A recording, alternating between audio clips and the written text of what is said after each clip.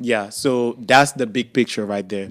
And right now we just took it down from Men Afrique magazine to just Men Afrique because we know we're gonna come up with Incorporate all this other other, yeah. sub brands after But that. Yeah. here's the question though. Men Yeah. are freak. Is it just men or both No, sex? yeah, I get that a lot. I get that a lot.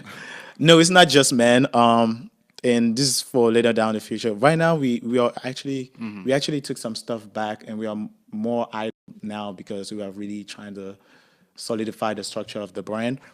And one thing we plan on doing was is also one thing we plan on doing is also celebrate women. You know, Yeah. and if you're a woman and you're an entrepreneur out there and everything, you know, it's only right for us to Showcase to that, do huh? that. Yeah, And definitely. especially if we say we are we are a brand that caters to s- to African, the African clientele, So we have to do that. We have to honor that. But the reason why we said men are free, and the reason why we started off with men of color is because one we relate a little bit better because in terms of fashion, in terms of work, in terms of whatever you That's can true. name that. Yeah. Yeah. So we were like, okay, we are good at styling, we are good at fashion, we are good at branding or whatever, and there's also to remove the negative connotation to the African man as well.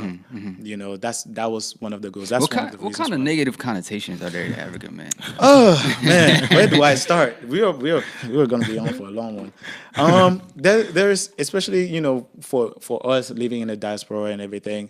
There are a lot of things that it could be anything from like marriage or like how the average man, African man or whatever behaves in a family or in their work life or just it for me for Cameroonians anyway. We are known for being players. Let's call it out. Let's call it what it is, Right, right? right, right. And some. I mean, I'm not saying everybody, but that's one All of you the things that Cameroon I do is think. giving us bad rep. Cut it out. You have to cut that out today. Today it ends.